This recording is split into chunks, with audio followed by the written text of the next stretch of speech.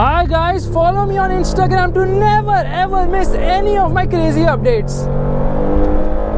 Hi guys and welcome to another vlog. This is the Kia Sonet and we are going to be having a quick look of this car. So straight away let's open the engine bay of this vehicle and there it opens. This is of course the diesel, the CRDI 16 valve. There is no insulation on the top, which is surprising for a diesel. And of course this car has a lot of traditional Kia elements like the tiger nose grille. Now this being the GT line obviously gets the red treatment along with GT line written there. The lights look really nice. They call it the jewel effect lights, and of course there is no projector setup in the headlight, but there is in the fog light. Of course you've got a lot of silver finishing, black treatment, piano black. There are front parking sensors as well. And coming to the wheels, they don't look that adventurous, a bit plain. However, this being the GT line obviously gets red colored brake calipers and red inserts here around the hubcap as well. But at the rear, obviously you do not get red colored brake calipers because you get a drum at the rear, no disc of course. Well, even the Seltos doesn't get red colored brake calipers at the rear, it obviously gets disc.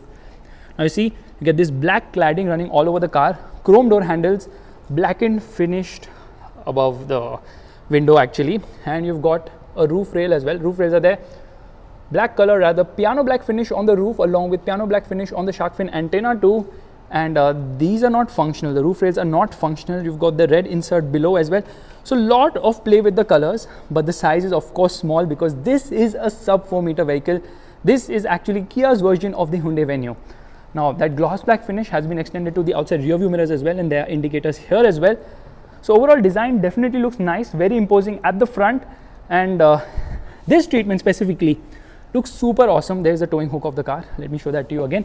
In fact, there's so much attention on the design. You can see how the cuts and creases are there on this vehicle. Coming to the side, the only disappointing part is it is a bit on the smaller side. And look at Neha, she's looking like an astronaut. It says auto right there because this is obviously the diesel automatic which we are having a look at.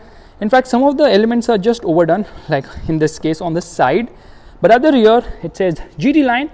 Lights look beautiful indeed, and yes, that is actually a bulb, not full LEDs.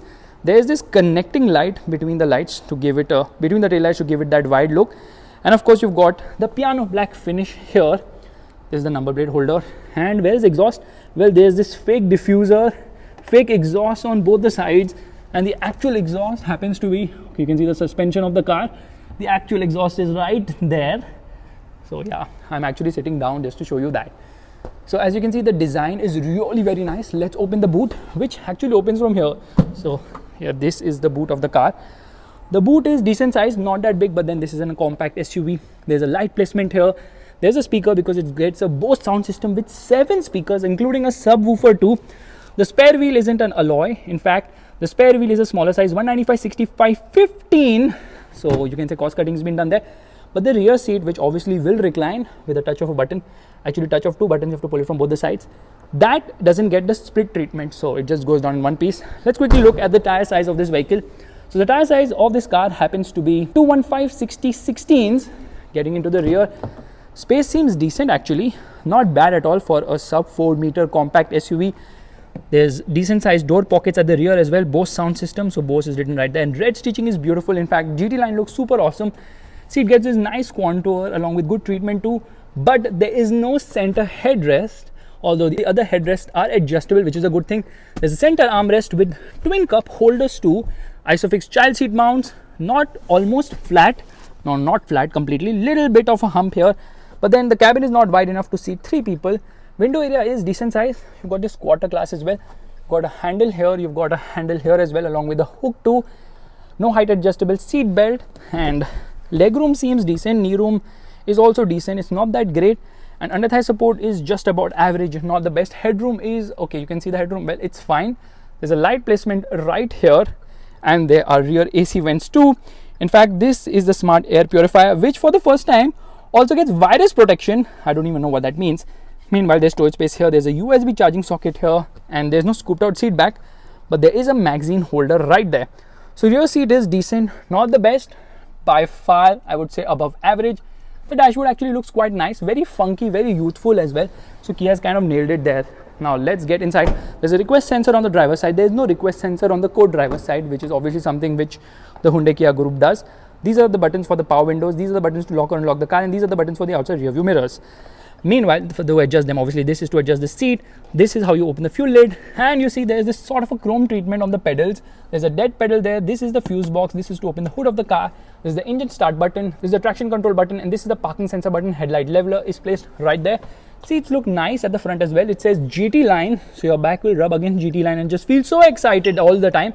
The contouring, the colors, everything feels nice. Seats are actually quite comfortable. Straight away inside, let me tell you that it gets a flat bottom steering wheel. Right now I've turned on the lights, so let's turn off the hazard lights. Now this is a 10.25 inch touchscreen infotainment system. Straight away, let's do one thing, let's turn on the car. And there it rose to life, says system check. And right in front you can see the typical Kia screen, which is giving you all the information you would need. I need to turn off the air conditioning. Lot of buttons for the air conditioning in 2 rows as such, and this is obviously for the fan control. This is to increase or decrease the temperature. AC vent placement is really very funky inside the car, but lot of hard plastics, which is expected at this price point. Glove box is decent size, but it doesn't get the cooling function here.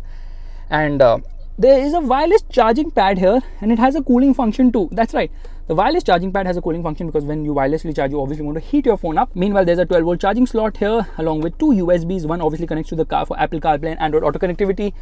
Yeah, this feels nice. Let's get into reverse right away. So here we are into reverse. That is the reverse parking camera. It actually gets guidelines, but I don't know why the guidelines are just going one way. It should not be the case. Rear parking sensors as well. Let's get into park. Yeah, actually front and rear parking sensors both are there. This is the handbrake of the car.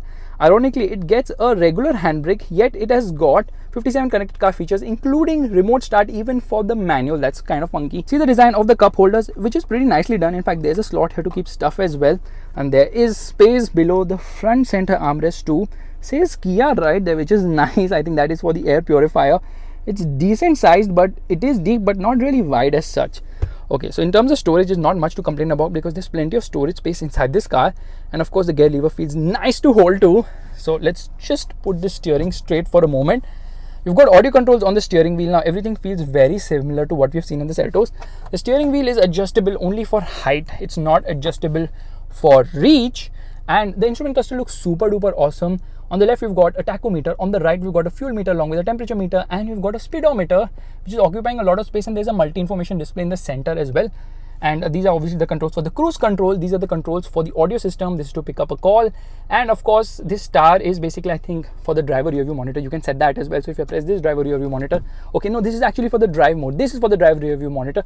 Driver rear view monitor is not going to work unless we are into drive. So here we are into drive.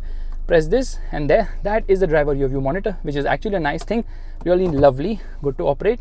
Of course, this infotainment screen is really nice and slick because it's got plenty of information. It's got UO connected car. It's got sound mood lamp, which we've seen in the Seltos as well.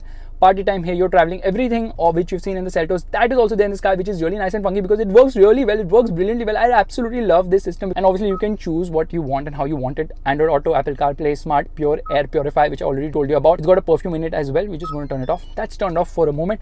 This one works brilliantly well. I love how the cluster is so funky and nice, and this is obviously the controls for the headlights, which I turned on. These are the controls for the wipers. It obviously gets a rear wiper as well, and for the rear wiper too, it is got 2 modes. Yeah, 2 modes for the speed of the rear wiper. That's another cool thing. There's this small display which is exactly telling you where the airflow is going. Meanwhile, this system, I love it. It's so slick, it's so nice, it's loaded with everything and more you would ever need from a car. That is amazing because the size is the same, 10.25 inch as the Kia Seltos as well. Meanwhile, the air conditioning definitely works well, and you know what, there's a lot more to talk about because you get an auto dimming inside rear view mirror, SOS button, towing, and UO buttons here on the top. Here you don't get a mirror or a light, but you get a toll receipt holder. Here obviously you get a mirror, but you do not get a light, and here you get a sunglass holder as well. Light placement right there. In fact, let's try opening the sunroof, and there you see the sunroof opens. Sunroof is small in terms of size, and you have to press it once again to open it further. There it opens. Yeah, I think that would suffice for the segment. Obviously, if they give everything in this car, then what will happen with the Seltos? Then people will like, will buy this car only, it has all the features. The Seltos obviously has a lot more features. Now, you can see the steering actually feeds light somehow, which is the case always. And this is the tweeter, and it gets 7 speaker system. Now, what we're going to do is we're going to play an audio right away, which means that I have to figure out where the radio. There is a radio. Let's increase the volume of the radio, which means that I have to press these buttons. There's no physical control. There should have been a physical control to actually operate the volume because the co-passenger has to stretch his hand all the way and then operate this thing. Here we go, volume. Disappointingly, right now there is no reception. Now of course you can use this button as well, which is easier. If you press this in the center, you will obviously mute it, and it's got this beautiful knurled finish, so quality levels are really nice. Let's browse through this driver information system. It obviously gets tire pressure monitoring too, and you see there's the compass, not the Jeep kind, there's the tire pressure monitor. It says drive to display and the usual driving information which you also see in Hyundai cars too. So in that sense, plenty of information. Now, like I was telling you, it has got ventilated front seats. Yeah, that is so cool. Ventilated front seats are there. Yeah, these are the buttons for the ventilated front seats. It's got traction modes too. Yeah, that's right, traction modes. So here you can change snow, mud or sand. You can see that. And it is also got drive mode. So there's sport, normal and eco. So this is crazy. I mean, a car of this size and price getting all these features and more is absolutely sensational. Kia has gone absolutely bonkers by offering so many features in its cars. That's wonderful indeed.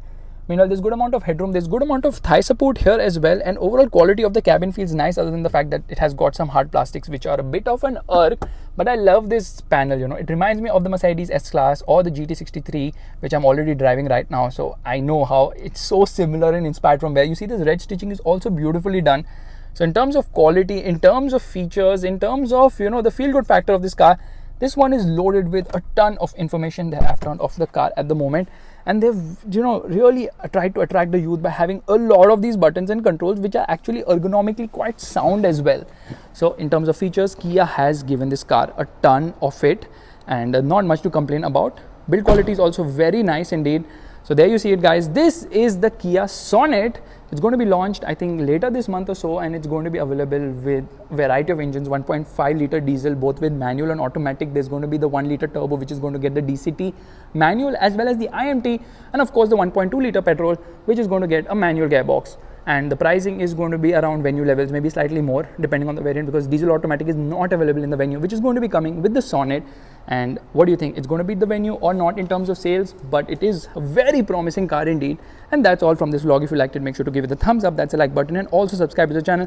I will see you guys in the next video real soon. That's the tires, and bye bye.